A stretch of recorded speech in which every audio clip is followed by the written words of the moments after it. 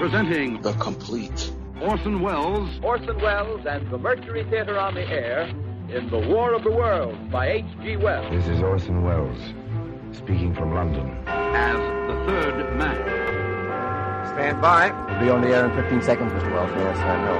Stand by, everybody. Mercury Theater on the Air presents Orson Welles as Count Dracula in his own version of Bram Stoker's great novel, Dracula. What evil lurks in the hearts of men? The shadow knows.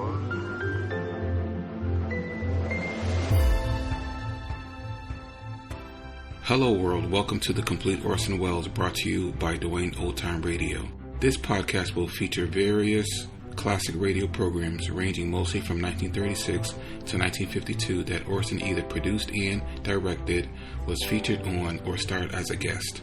If you enjoy my podcast, you can subscribe to receive notifications of new posts. Subscribing is free and only takes a moment. New episodes are posted weekly. If inclined, please leave a rating and or review on your preferred podcast service. Thank you for your support. Hope you enjoyed the genius of Mr. Welles. And we start October with the Campbell Playhouse doing an episode titled Arrowsmith. No, not the rock band, but a different spelling in the original spelling of Arrowsmith, from the famous book by Sinclair Lewis and then a movie. This episode aired February 3rd, 1939. And this is the 9th episode from the Campbell Playhouse, by the way.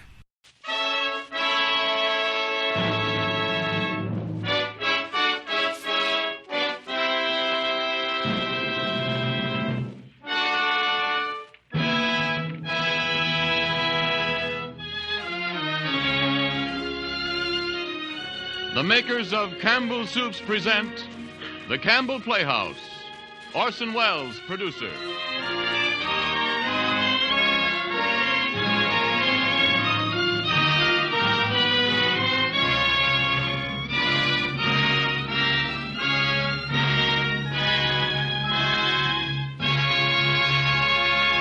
Good evening. This is Orson Welles. For centuries, the heroes of our popular tales have been killers, outlaws, soldiers, knights in armor, warrior kings. Only recently, within the memory of most of you who are listening tonight, has the healer become a hero. The man who is skillful in making people whole instead of cutting them up. The man who strives to persevere life rather than to destroy it. Tonight's story is one of the first of the recent series of books, plays, and films about men of medicine. In 1930, its author, Mr. Sinclair Lewis, was awarded the Nobel Prize for Literature.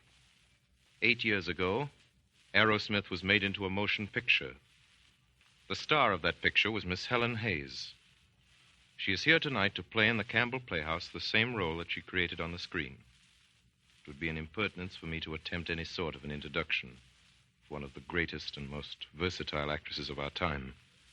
And I needn't tell you how proud and happy my sponsor and I and all of us in the Campbell Playhouse are in having her with us tonight. But just now, I'd like you to hear a word from Ernest Chappell.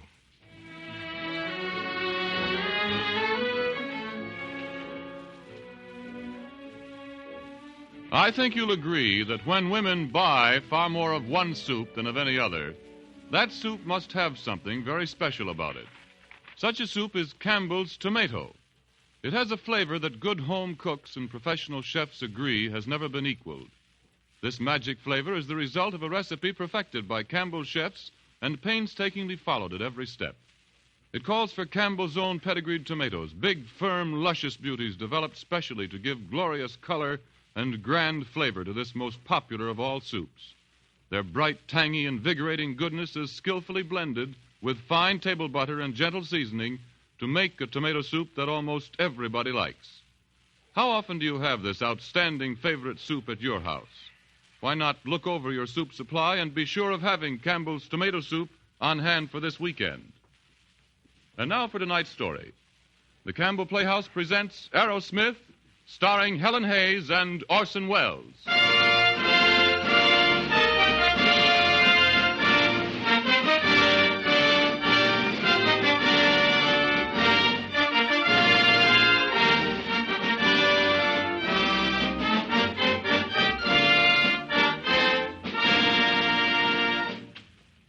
Dr. Martin Arrowsmith, in the name of His Majesty, King Gustav of Sweden, and on behalf of the honored members of the Nobel Prize Committee, it is my privilege to welcome you to the eminent fellowship of those who, in the realms of science, art, and literature, have rendered distinguished service to the preservation and betterment of humankind.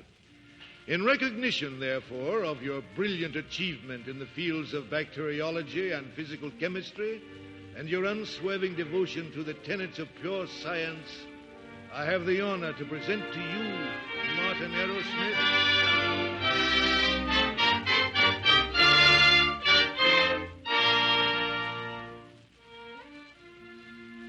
Martin Arrowsmith. That's my name. On all sides of me sit leading men of science. Looking down at me, I recognize some of their faces.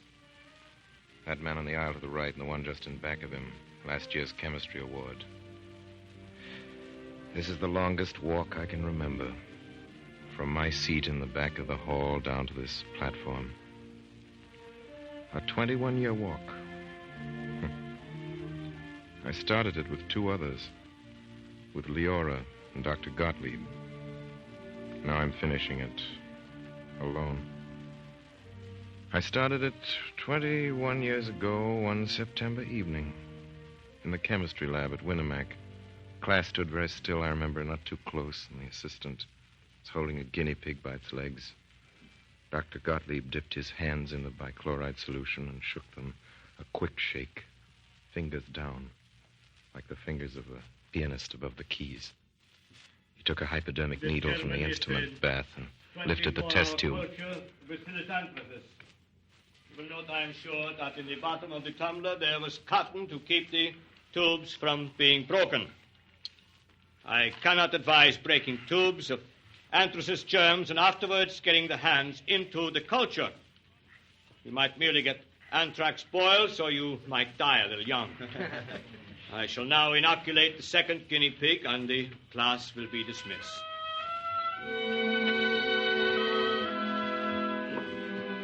Dr. Gottlieb. Dr. Gottlieb. Well? Yes. Oh, Professor Gottlieb. My name is Arrowsmith, Martin Arrowsmith. I'm a medical freshman, Winnemac, BA. I'd like awfully to take bacteriology this fall instead of next year. See, I've had a lot of chemistry. No, it is not time for you. Oh, I know I could do it now, Professor. What you say your name is? Arrowsmith, sir. Well, Arrowsmith, have you taken physical chemistry? No, sir, but I did pretty well in organic. Organic chemistry, puzzle chemistry, stink chemistry, drugstore chemistry. Physical chemistry is power. It is exactness. It is life. But organic chemistry, that is a trade for pot washers. No, you are too young. Come back in a year, Arrowsmith. That year was a time of waiting. I took the first year medical courses and passed them. I learned the proper sugar-coated pills and phrases to comfort patients with while you estimated how much you could charge them. Most of the professors at Winnemac weren't teaching science. They were simply preparing us for a trade. And that was all most of the students wanted. Knowledge that they could cash in on.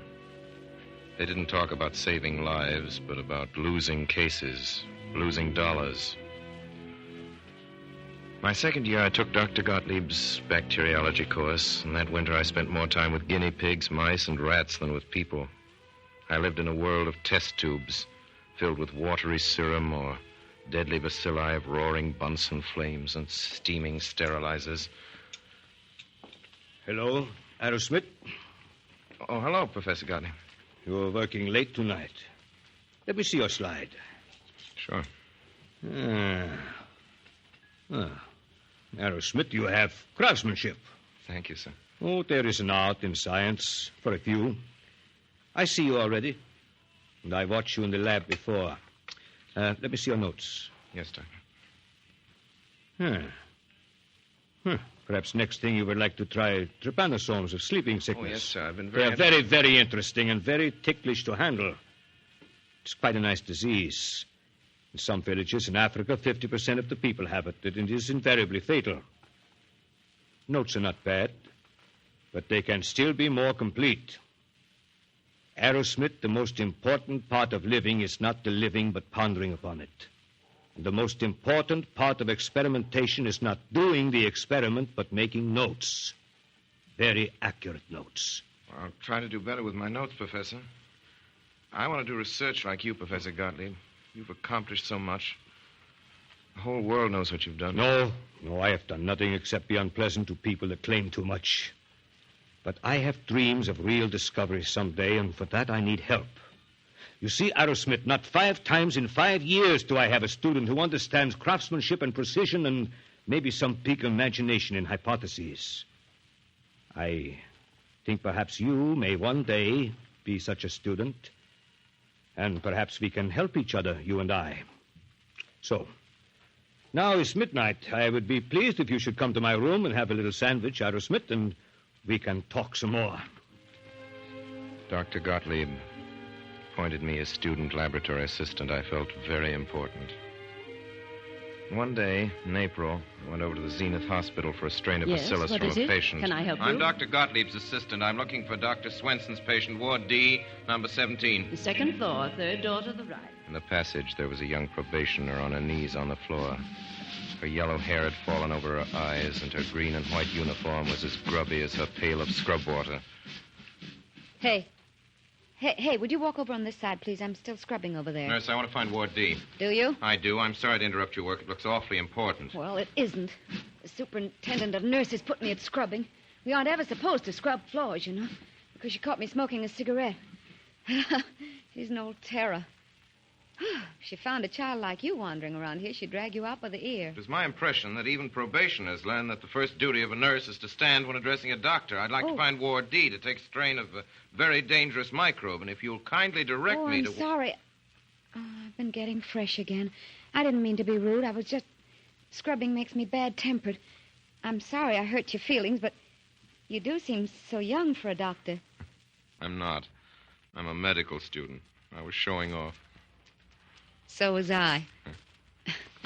Ouch, I'm so stiff. Yeah, let me help you. Thanks. Well, pretty hard, this training for nursing, I guess. Not so awful.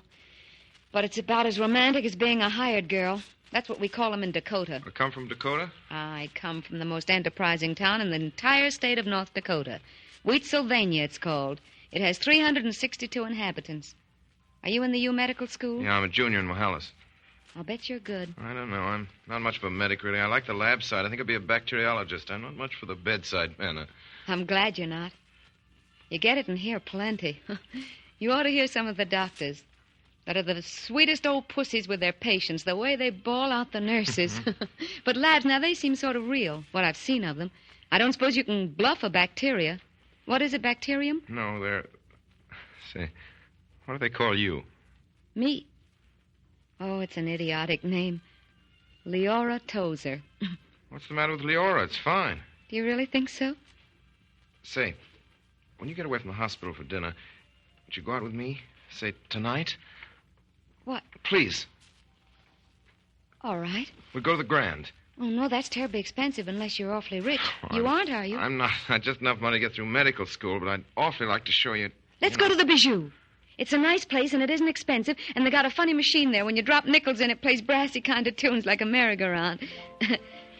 Gee, I'm glad you're so crazy about your lab work, because, well, everybody was perfectly sane where I came from. I got awful tired of being crazy all alone.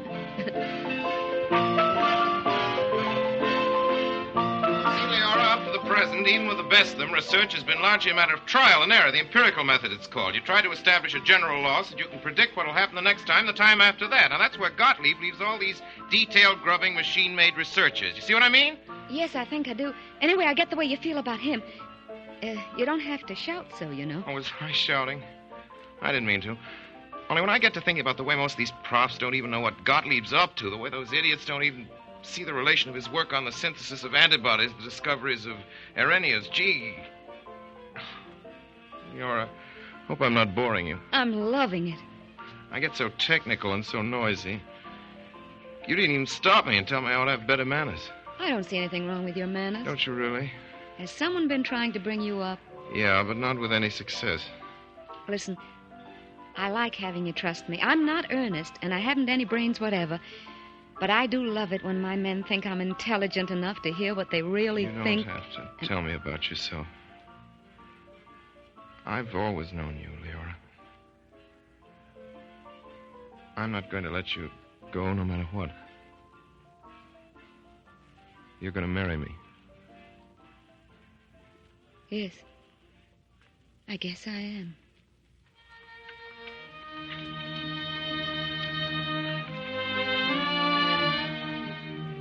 And at the end of my medical course, Leora and I were married at the City Hall in Zenith. You're mine now, darling. I warn you, it isn't going to be a bit of use of you ever looking at any other woman again. I'd tear her eyes out. Oh, you needn't think so well of yourself. I don't, Leora.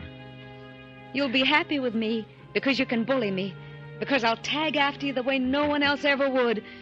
I'm stupid and ordinary. Oh, Leora. Oh, yes, I am. But I worship you. I know your work's more important than I am. Maybe more important than you are. More... Oh, Martin, I do love you so. We lived at Zenith Hospital. Or I did. She lived out of town. I saw her as often as I could, but I didn't go near Dr. Gottlieb. The old man never said anything, but I remember the way he shook his head when he looked over the notes on my last half-hearted experiment. And my duties as an intern kept me too busy to do much regretting. I saw Gottlieb once more before I left Zenith. One night I was off duty. Leora and I were walking home from the movies, and ahead of us the tall, stooped figure of a man appeared coming towards us slowly down the street, under the street lamp. Suddenly saw his face. Martin! Martin, you still remember me? Oh, Dr. Gottlieb. Of course I remember you. How is everything, Martin? Everything's fine. I mean, I'm getting along, I guess. Dr. Gottlieb, I want you to meet my wife. Mrs. Arrowsmith. Dr. Gottlieb, I'm glad to know you. Thank you. Your husband, he was a good chaser of little bugs. Sometime, Mrs. Arrowsmith, make him remember. Yes, Doctor, I will. Good night. Good night. Good night, Dr. Gottlieb. So that's your Dr. Gottlieb. Yeah. Say, Leora, how's he strike you? I think he's the greatest man I've ever seen. I don't know how I know, but he is. I wish we were going to see him again. He's the first man I ever laid eyes on that I'd leave you for, Martin, if you wanted me. He's like a sword. No, he's like a brain walking. Oh, and he looked so wretched. I wanted to cry. I'd black his shoes, Martin. Yeah. So would I, Leora. But we didn't see Dr. Gottlieb again before we left Zenith. Leora's family wanted us to come to their town in Dakota. When I'd finished my training, they offered to finance me while I started my practice. So soon after we arrived, they held a family council with Mrs. Tozer presiding. I have such a nice idea, Martin. Why can't we fix you up an office out in the barn? It'd be so handy to the house for you to get to meals on time. You could keep an eye on the house. The barn? I don't think you understand, Mother Tozer. Why, yes, the old harness room. It's partly sealed, and we could put in some nice tar paper or even beaver Mother Tozer, board. what the dickens do you think I'm planning to do? I'm not a hired man in a livery stable or a kid looking for a place to put his bird's eggs. I was thinking of opening an office as a physician. Yeah, but you aren't much of a physician yet. You're just getting your toes in. Darn good physician, Bert. Now, look here, Mart.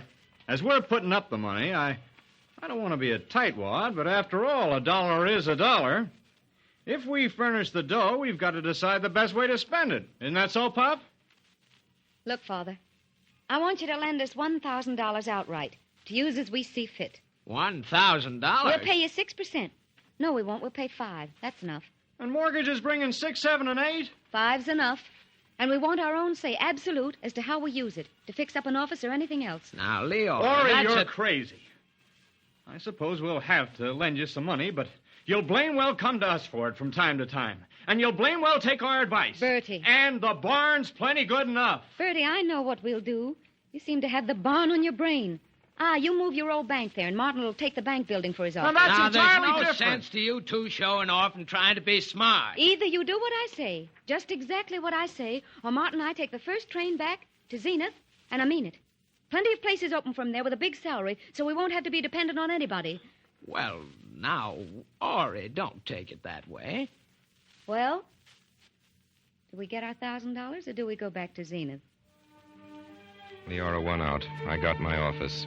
It was in a rickety building near the station. We nailed a new sign on the door. On it were gold letters. Martin Arrowsmith, M.D. Gee, Martin, it looks grand. And it's fun having a place all your own, isn't it? Yeah. I wish the patients would start coming in, though. I kind of expected a few of them today. You don't know this town. The farmers will watch that sign until the shine's all off, and then one of them will maybe have the courage to try the new doctor. Yeah, but what am I going to do, just sit here and wait? Come over here, Martin. I'll show you what you're going to do. See this old box? No. Well, here's an auger I swiped from home. You're going to bore holes in that box just big enough to hold test tubes, and I'm rigging up an oven contraption for a sterilizer. Leora, you figured all that out for me? No, not for you. For an old man who believes in you. My first patient had an ulcerated tooth. I pulled it. The second had run a fish hook in his finger. I cauterized the wound. Both patients lived. I expected a stream of patients from then on. I even made a first installment on a Ford car. Then I was awakened one morning at 3 o'clock. Martin, wake up. Quick, it's the telephone. All right, just a second. Hello? Hello? Yes, this is the doctor speaking. Henry Novak? Leopolis Road. Yeah. Let's see. Since last night? All right, I'll drive right over.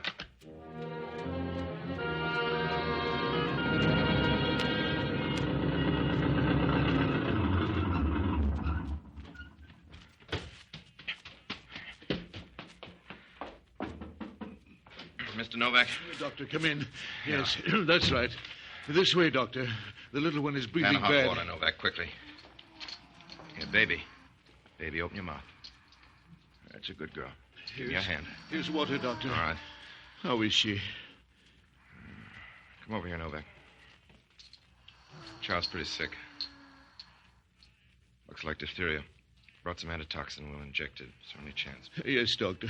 She very sick? I'm afraid so. I give him some hot clothes, towels, napkins, anything. This room ought to be moist to keep water boiling on that stove. All right, Doctor. I do everything you say, just so you save her. There now. We'll inject.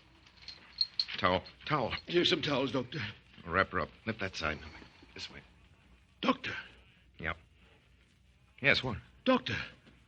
What's wrong? Doctor, she's so still suddenly. Doctor!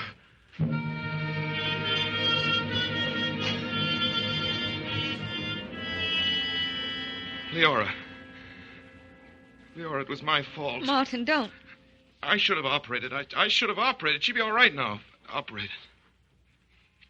You did the wrong thing. You did all you could, Martin. Probably all anyone could do. They called you too late, that's all. I'll never practice medicine again. I'll never... Stop saying those things. It'll be different in the morning. No, it's no use. I'm through. I'm no good. I can't face people in this town when they know about it. I'm through. Martin. I'm through. Martin, listen to me. Do you really think you're the only doctor that ever lost a patient? You did your best. Now get some sleep, Martin. Well, I did get over it. In a couple of years, I built up a pretty fair practice at Wheat, Sylvania. I became a director of Bert Tozer's bank. It was a good life in a way. In the summer, Leora and I drove over to Pony River for picnic suppers and for swimming. In autumn, there was duck hunting. The winter sleigh rides and socials. Then one day, my 4th year there, Sondelius, the great scientist and plague fighter, came to Minneapolis to lecture, and I made the 60-mile trip to hear him. After the lecture, I waited to talk to him. There were things I wanted to ask him. He invited me to a beer garden. How did they like my lecture? Well, they liked it fine, Dr. Sondelius. Oh, it's so hot tonight. I've been lecturing 9 times a week. Des Moines, Fort George, La Crosse, Elgin, and... I forget. Was it all right, really? Oh, honestly, I've never enjoyed anything so much in my life. Arrowsmith, they hated my lecture. But you make me feel like a prophet. Come, have another drink. All right. As a hygienist, I war on alcohol. In excessive quantities is almost as bad as ice cream soda. But as one who's fond of talking, I find a nice long glass of lager a great solvent for human idiocy. Remember that. Now then, my friend, what do you wish to know? I'll tell you, Doctor. I'd like you to tell me, they have city health bureaus in Europe? They do. They are only less ineffectual than our own. See that girl at the table over there? Yes. What about her? What ankles? What shoulders? And... this is good beer, Arrowsmith. Have some more. Lecturing. Such nonsense. I will give it up. I'm wearing dress clothes on a night like this, too. Doctor, do you know Dr. Gottlieb? Gottlieb? I should say I know him. He is now at the Institute of McGurk. Gottlieb has done some great experiments. Great. Gottlieb would not sit here bawling like me, no. Gottlieb sits home and works. Makes me look like a circus clown. He shows me what a fool I am. He is the spirit of science. He is the leader in our fight to push diseases off the earth. He wanted me to work with him once. Yeah, I guess that's what I should have done. Not just tinkered a lot of worn-out bodies.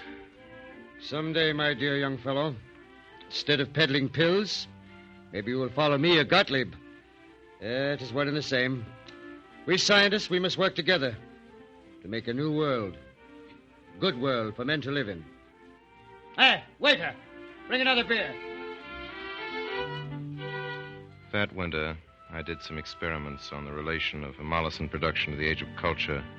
My findings were published in the Journal of Infectious Diseases, and then things began to change for me in Wheatsylvania. An epidemic of blackleg broke out among the cattle in Crimson County, and the state veterinarian had been called, but the disease was spreading. With Leora's help, I made a new vaccine in my homemade lab. I injected cattle without charge, and the disease stopped. The veterinaries sent in a complaint to the State Board of Health reporting my interference, and then I discovered that a farmer's wife was a typhoid carrier in a section where the disease was prevalent. I demanded that she be quarantined, and the community rose up in arms about it.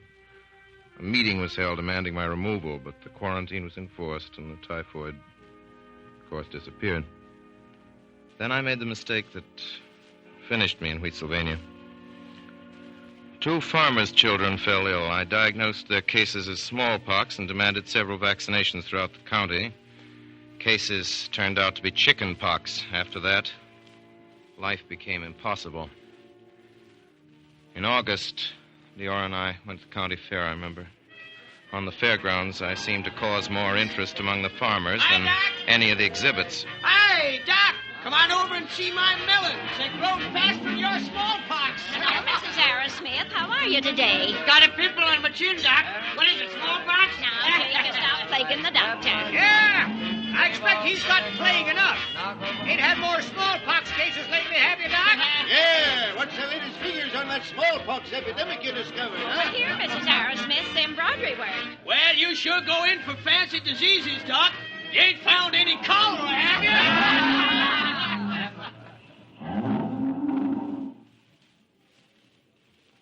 Yeah.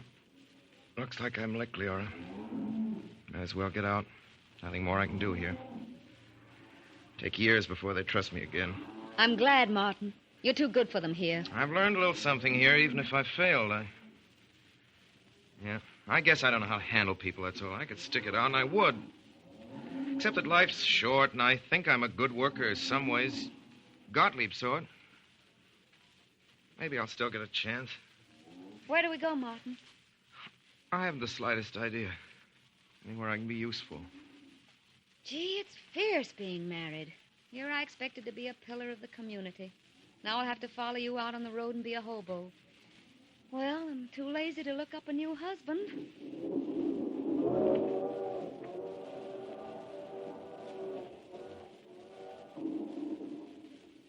Martin. Yeah? Remember that oath Dr. Gottlieb gave you? The first night we were together, you told it to me.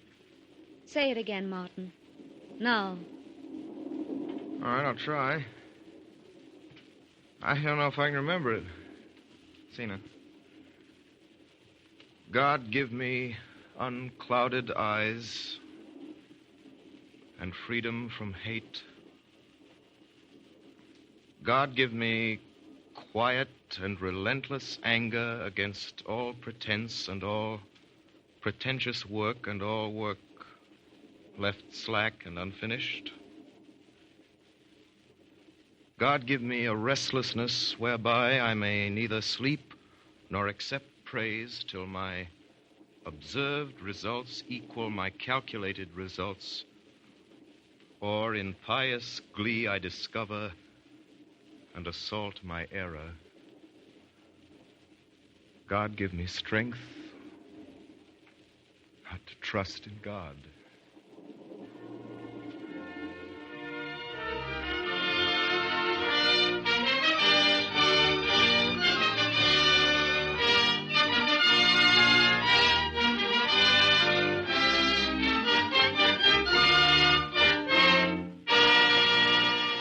You are listening to the Campbell Playhouse presentation of Arrowsmith, starring Helen Hayes and Orson Welles. This is the Columbia Broadcasting System.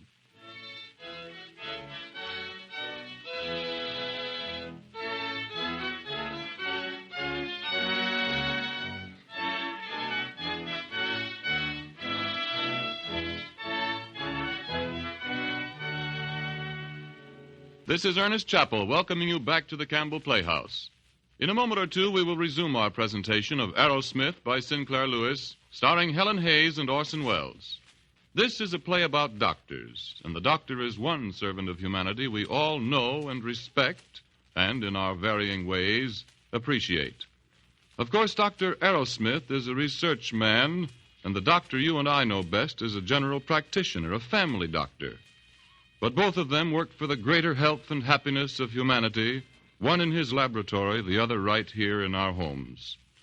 The family doctor keeps a vigilant eye on the welfare of our children, advises us on their sleep and exercise and their diet. Most doctors, for instance, agree that every boy or girl should have at least a quart of milk each day. In this connection, I'd like to tell you of a pleasant and practical way to give your children more milk. Have cream soups frequently. Nearly every youngster is fond of soup, especially such favorites as Campbell's tomato, or pea, or celery, or asparagus. Simply make them extra nourishing by adding good, wholesome milk instead of water. I'm sure it'll do your heart good to see how children go for any of them, because you know they are getting the good food value of soup and the high nutritional benefits of milk. Let me repeat the soups I mentioned before: Campbell's tomato soup, Campbell's pea soup, Campbell's celery soup, Campbell's asparagus soup. I wish I had the time to describe each of them to you, but I urge you to serve them and find out for yourself how good they are. And remember, when combined with milk, each of them becomes still more nourishing. And now we resume our Campbell Playhouse presentation of Arrowsmith, starring Helen Hayes and Orson Welles.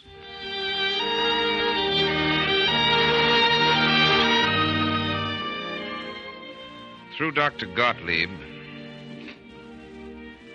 I got a position at the McGurk Institute in New York. My laboratory there was the finest I'd ever seen. I had a trained assistant. I had all the apparatus known to research. And in the midst of all this white tile, scientific splendor, Dr. Gottlieb was waiting for me. Martin. Oh, Dr. Gottlieb. Oh, Martin, this is very good.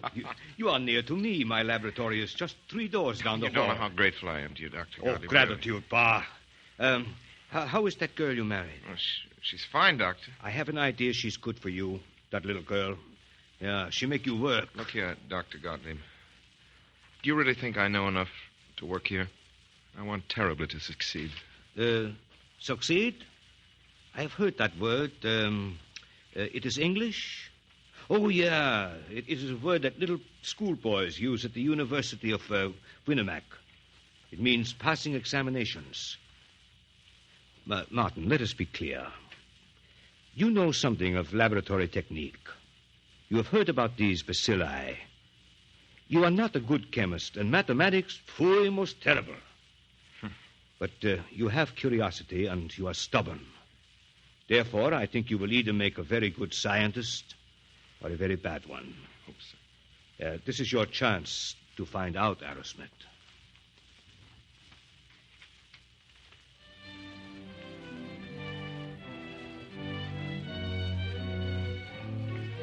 I went to work that year trying to produce a more effective antitoxin, the treatment of tropical diseases. I fumbled at first. I made vast experiments with no results. I tried again. Day after day, week after week. Once, for a few hours, I thought I'd found something. Martin, you're home early. Yeah, guess I am. I haven't your supper ready, but I'll make it right away. You'll probably want to get back in a hurry, huh? No, I'm not going back to the lab. Not tonight, Leora. Tell you what, let's go out to dinner and the movies or something, huh? Martin, what's the matter? Do you suddenly feel that you had to entertain me? I don't want to go back to the lab. I don't know if I ever want to go back. But, Martin, your experiment. Today I thought I'd made some progress. I took my notes to Dr. Gottlieb. He showed me my mistake. Leora, I'm tired out. In 8 months here at McGurk, I've done nothing. I haven't been worth my keep. Has the director said anything to you? No.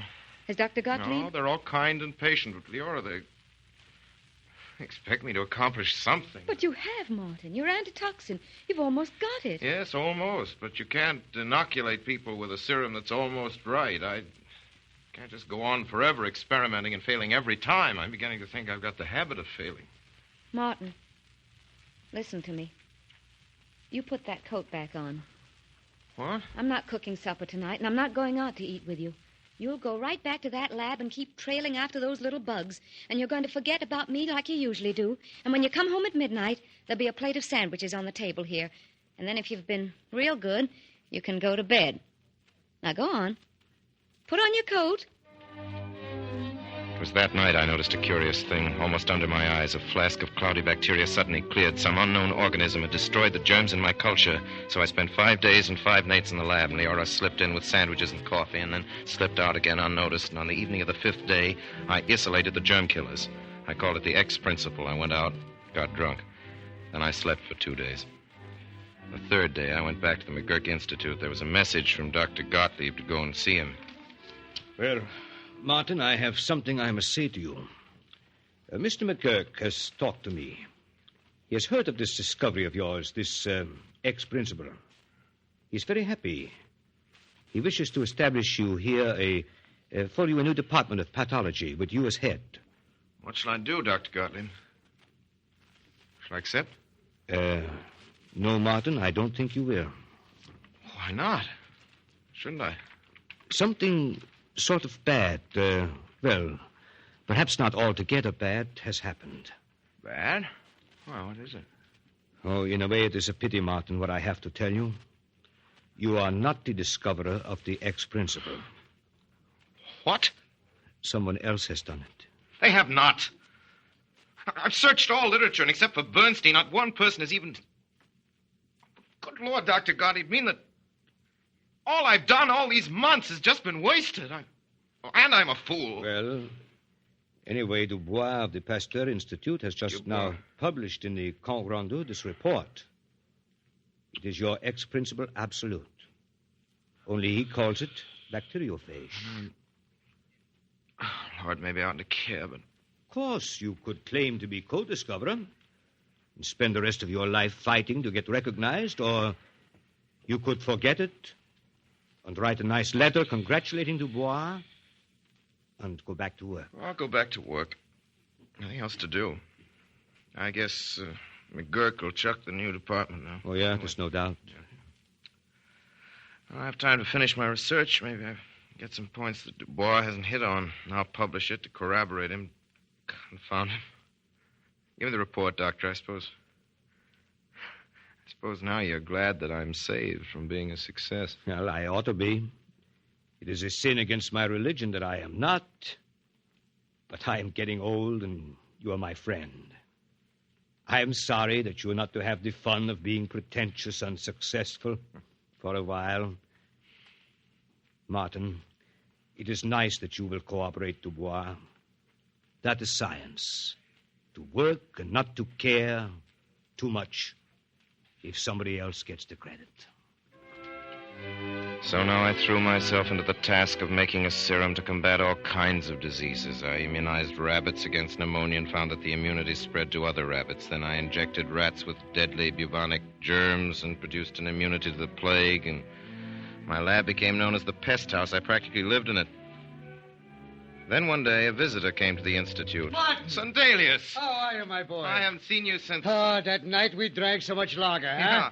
Yeah. I remember. I had to carry you to the hotel. Well, Doctor, I had a notion it was the other way around. Yeah? No matter. We helped each other, huh? Well, what did I tell you, Arrowsmith? You belong in such a place as this, chasing diseases off the earth. They tell me you've made a fine serum. I'm still making it. How would you like me to help you, Martin? You mean? Oh, no. Not here in the laboratory. In the big laboratory, the world. Place where we fight the plagues like bubonic. It is now in the island of St. Hubert. Soon it may spread through the West Indies. From there, who knows? Thanks, Sondelius. I have to finish my experiment. I'm still not sure of my serum. Maybe later. Oh, Martin, listen to me. You can be sure of your serum only one way, by testing it. I know, but... Not on guinea pigs, on human beings. My boy. Come with Sondelius to St. Hubert. I couldn't promise. I'd have to speak to Dr. Gottlieb, Mr. McGurk. I've spoken to them already. Yeah, we've been plotting against you. My boat leaves day after tomorrow. Martin, we'll have such good fun. And maybe we wipe out old Devil Bubonic. Huh? I'm going with you, Martin. No, Leora, you're not going with me. Well, I am. It's not safe, Leora. Silly, of course it is. You can shoot your old serum in to me, and then I'll be absolutely all right. Oh, I have a husband who cures things I have. I'm going to blow in a lot of money on thin dresses, though I bet St. Hubert isn't one bit hotter than Dakota on an August day. Listen, Leora, darling, listen. I do think the serum will immunize against the plague. You bet I'll be mighty well injected with it myself, but I don't know. Even if it were practically perfect, there'll always be some people it wouldn't protect, don't you see? You simply can't go, sweet. Martin, don't you know I haven't any life outside of you? I might have had, but honestly, I've been glad to let you absorb me. I'm lazy and useless and ignorant, except as maybe I can keep you comfortable. If you were off there, and I didn't know you were all right, or if you died and somebody else cared for your body that I've loved so, I'd go mad. I mean it. Can't you see I mean it? I'd go mad. It's just, I'm you, and I've got to be with you. And I will help you, make your serum and everything. You know how often I've helped you. And maybe in St. Hubert, maybe you wouldn't find anybody that could help you, even my little bit. I'll cook and everything. Darling, don't make it harder for me. It's going to be hard enough in any case. Martin, don't you dare use those old stuck-up expressions that husbands have been drooling out to wives forever and ever. I'm not a wife, any more than you're a husband. Oh, you're a rotten husband. You neglect me, absolutely. The only time you know what I've got on is when some button slips and then you bawl me out. But I don't care.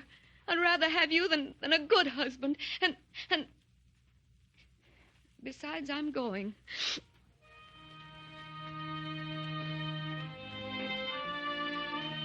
Dr. Gottlieb. Yeah? Who is it?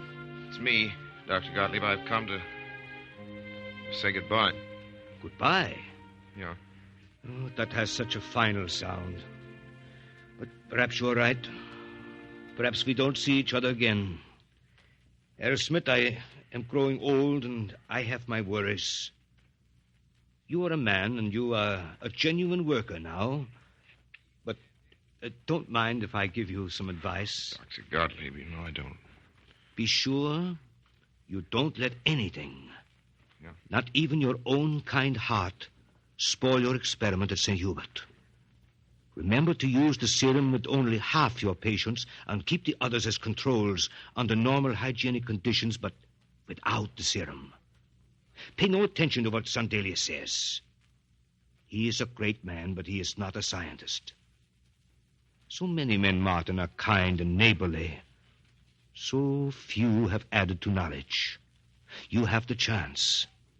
You may be the man that ends all plague. You must have pity, but not for those you see dying. You must have pity for generation after generation yet to come. That is your work, Martin.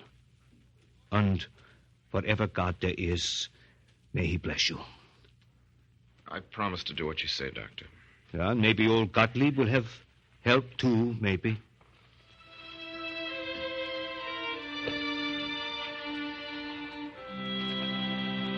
Leora and I sailed the next day from Hoboken. Very late one night, 10 days later, our ship dropped anchor in the harbor of St. Hubert. The island was quarantined, so no one was taken on board. Sondelius, Leora, and I stood alone on the deck. On shore, we spied a few lights. One appeared to be moving toward us, but most of the town was dark. Dark and still. Hey there! Ahoy there! Northern Guard Commission? Yeah? Good. We're ready to take you ashore. I'll come up and give you a hand. Thanks. You're the port doctor? No, not exactly. I'm Dr. Stoups of St. Swithin's Parish. We're all of us almost everything nowadays. The port doctor died a couple of days ago. How many bubonic cases you got now? Lord knows. Maybe 1,000. 10 million rats. So sleepy. Well, we better be going ashore. Here, I'll help you with your bags. Listen, Leora. You better stay on the ship. You better not come, see? Please don't. Not come? And me, the secretary and technical assistant of the McGurk Commission? Oh. Martin. Yes, darling. Oh, gosh, I'm scared blue. The next morning, we awoke in a bungalow at the edge of the town. Port doctor had lived there, but he went out one morning and never came back. After breakfast, we walked down a silent street. House shutters were closed. There was a crying woman and a bewildered child. I remember following an open wagon on which were heaped a dozen stiff bodies. That afternoon, I started to inject, as Gottlieb had instructed me, every other man. Sondelius strapped his wrists, put on high boots, and made ready for his rat crusade. Today, my friends, I am Sondelius, Captain General of Rat Killers. If there were no rats, there'd be no bugs carrying bubonic. But I fix them. Good. I just walk into a place and the rats say, here's that old Uncle Gustav. Well, what's the use? And they turn up their toes and die. Well, goodbye. Hey, Gustav. Yeah? What is it? You're not going out, Gustav, until you've had an injection of germ. Come on over here. No, Martin. Not until you give up your experiment. Promise to inject all of these people. Every one of them. I know what Gottlieb told you. Refuse to inoculate part of the people, use them for controls, for guinea pigs. Pay no attention to that wild man Sondelius. He's no scientist. I say to Gottlieb, humanity is more important than science. Science is for humanity, Gustav, for all humanity, not just these people here. Please, Sondelius, do as Martin says. No, Leora. I'll do anything for you, but not that. Well, goodbye, children. I now go out to fight the rats. I shall break all the laws of property. I shall set fire to warehouses. I shall even burn villages. I shall drive out the rats from their hiding places. Then I shall have my fun. I shall slaughter rats with clubs. I'll shoot them with guns, poison them with gas, and then when I come back, we drink and we celebrate. A week later, we found Sondelius. He was lying on the ground. His eyes bloodshot. Yeah. They had a fine time with the rats here at Carib. Yeah, you like my new village. Gustav, what's the trouble? Huh? Your eyes, you must have a fever. I think it's got me. Some flea got me. Flea from one of those rats. I was just thinking I'll go and quarantine myself.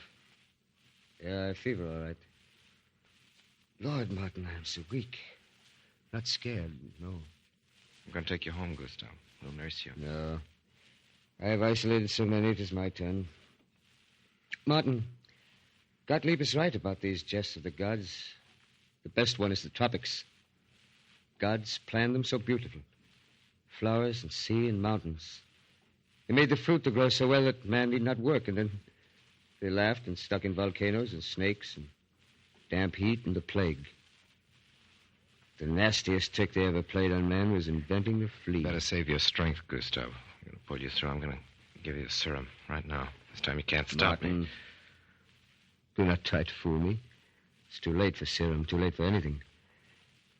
I'm not afraid to die, Martin, but once more I'd like to see Stockholm and Fifth Avenue on the day the first snow falls. And Holy Week at Severe, and one good last drunk, huh? I'm very peaceful, Martin. It hurts some, but life was a good game. Martin. Yeah. Give these poor people a serum. Save all of them. Come on, Martin. Do as I say. Sondelius became delirious. Early next morning, he died. From that day, I injected everybody who wanted my serum. I threw away my notes. I injected as fast as I could, day and night. The plague gradually diminished, and the first boat was scheduled to clear quarantine in a few days. My work was almost over. We watched the ship dock from the porch of our bungalow. Martin, Dr. Stoups was here today. Was he? Yes, there are some new cases at St. Swithin's. He believes it's spreading up there. I'll leave him a supply of serum before we go. Go? When are we going? Leora done all we could in St. Hubert. Yes. We've done everything but what we came down here to do. Oh, please, dear, don't bring that up again. Please, You know I couldn't after. You know why? And what are you going to tell Dr. Gottlieb? That you failed him? That's true, isn't it? The fact that the plague diminished as soon as I began injecting the serum proves... Proves nothing, Martin. You know that. Perhaps the epidemic stopped of its own accord. You don't know, and you'll never know until you go through with the experiment. And your last chance at St. Swithin's. Darling, let me go with you. Let me help with the injection and keeping your notes. Please, Martin. Let's finish our job.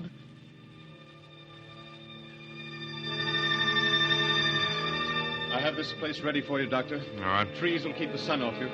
There's a line of natives a quarter of a mile long. All right, Stokes, let's begin. Leora, soap and alcohol. The right arms. Yes, Martin. Stokes, get your troops in a circle around the grove. We may need them. Keep 2 lists. One that I inject, one that I don't. Right, Doctor. Sergeant, you write the names down as I call them out. Yes, sir. I'm ready. Come on. Move up, one at a time. Every other one here. Every other one on that side. Your right arm there. Now the doctor... That's it. No, hold still. Oh! They're not sick. Maybe. Hope so. Move on. John Palamas. Take it down, Sergeant. John Palamas. Hold back! Don't crowd! No changing faces, just as you are. Get your way, Dr. Stoups. Obey orders. Back there. I'll shoot the first man who gets out of line. Now move up one at a time.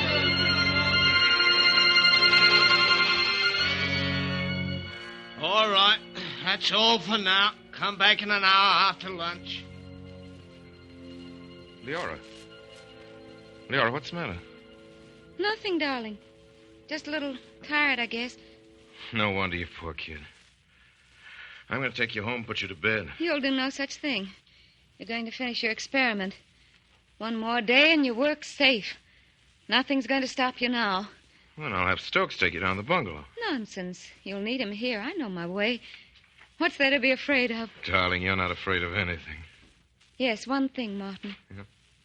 I'd be afraid if anything happened to this experiment. It's so near. And it's our big chance, darling. It's everything we've been working towards. It's our whole lives. Well, I'll be going now. I'll come down to the house as soon as I finish. Just one thing, Martin. I forgot my second shot of serum yesterday. Get out your needle, Doctor. All right. Darling, give me your arm. I love your arm. There. I love you, Martin. And thanks for bringing me here. Thanks for... Well, for everything. You're thanking me. Oh, darling. But you don't know what it means for someone like me who doesn't amount to so much, getting a chance to be with somebody who does. Oh, Martin, I'm so proud of you and what you've done.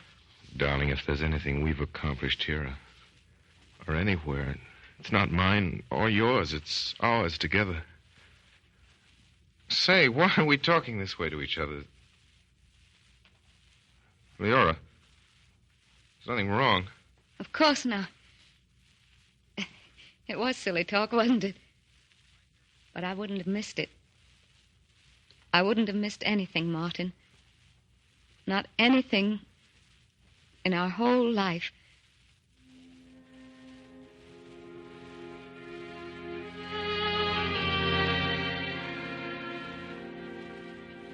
That night, I injected the last native. Collected my notes, and Stokes drove me back to the bungalow. On the bed, across the folds of torn mosquito netting, I found Leora's body. very frail and very still. I talked to her. I told her everything. I don't know what I said. And that evening I dug a deep pit in the garden and carried her there. A high and windy garden looking toward the sea. I don't remember how I left the island, how I got back to New York, how my notes got published, how I got started working again. I don't remember. And now, I'm standing in this great hall, and I have a scroll of parchment in my hand. I know that the world has just honored my work, and that this is the loneliest day of my life.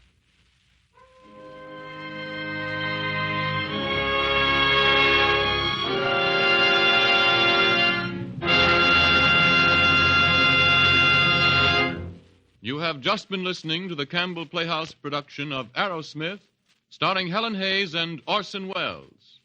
And here he is, Orson Welles. Ladies and gentlemen, the road, which is what actors call the theater outside of New York, has had its ups and downs, as you know. The last 2 years, during which Miss Hayes has brought her wonderful performances Victoria and Victoria Regina to 45 cities all over the nation, must definitely be called an up. Miss Hayes concluded her engagement in Victoria only last Saturday, after making theatrical history. Oh, thank you, Orson. Very great honor to have her with us tonight, and I'd like you to meet her. And, Helen, I'm sure that everyone in the theater and everyone who goes to the theater is curious about your plans for the future. What are you going to do next? I'm going to take a darn good rest. With your permission, Miss Hayes, I'll tell our audience what a rest means to you. It means, ladies and gentlemen, going back to being Mrs. Charles MacArthur, taking care of 2 children and a house overlooking the Hudson River at Nyack, New York, and, of course, overseeing the family farm in the hills a few miles away. Miss Hayes, am I correctly informed that the MacArthur family even goes so far as to grow its own milk? Mm-hmm. We do have 4 jerseys. And we hope that by economy and careful management, we can eventually get the cost of our milk down to $1 a quart. I hope you do, Mrs. MacArthur. And I hope even more that Helen Hayes will very soon be back with another play as fine as Victoria Regina. And in behalf of my sponsors, the makers of Campbell Soups, and all of us in the Campbell Playhouse, I want to thank you for coming here tonight. And now, here's Ernest Chappell.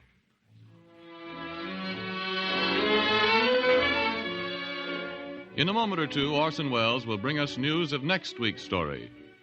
A little while ago, I spoke of the excellent flavor of Campbell's tomato soup.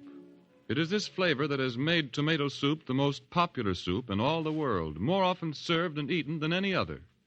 It is this flavor, too, that accounts for the fact that tomato soup is seldom made at home.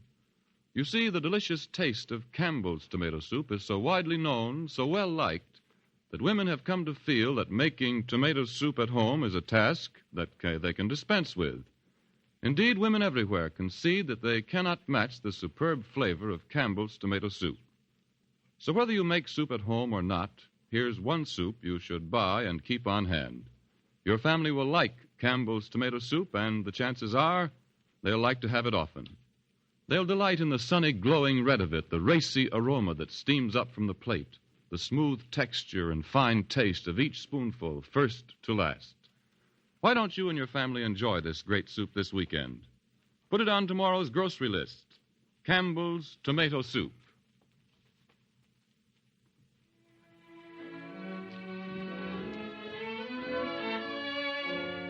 In tonight's presentation in the Campbell Playhouse, Orson Welles and our guest, Helen Hayes, was heard in the roles of Martin Arrowsmith and Leora. Professor Gottlieb was played by Ray Collins, Sondelius was played by Frank Readick, Mr. Tozer by Everette Sloane. Al Swenson played Henry Novak, Effie Palmer played Mrs. Tozer, and Carl Frank was Dr. Stoups. Music for the Campbell Playhouse was arranged and conducted by Bernard Herrmann. And now, Orson Welles, will you tell us about next week's show? Well, next week our story is a classic shocker. The saga of an aeroplane that crashed into the private mountains of a well-mannered Rajah whose wickedest word was law, somewhere east of the sun and west of the moon. The Green Goddess, starring Madeleine Carroll, who will be saved from my clutches in the nick of time. Until that fateful hour, on this same station, my sponsor, the makers of Campbell Soups, and all of us in the Campbell Playhouse remain obediently yours. The makers of Campbell Soups join Orson Welles in inviting you to be with us at the Campbell Playhouse next Friday evening to hear The Green Goddess, starring Madeleine Carroll. Meanwhile, if you've enjoyed tonight's Campbell Playhouse presentation, won't you tell your grocer so tomorrow when you order Campbell's tomato soup? This is Ernest Chappell saying thank you and good night. This is the Columbia Broadcasting System.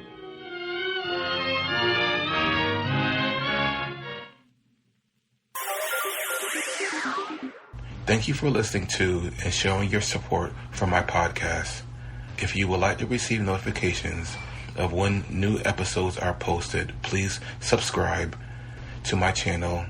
Subscriptions are 100% free, and they really help me get an idea of how I'm doing. You can also go to my website where you can listen to all of my podcasts for free, and you can also download the episodes for free.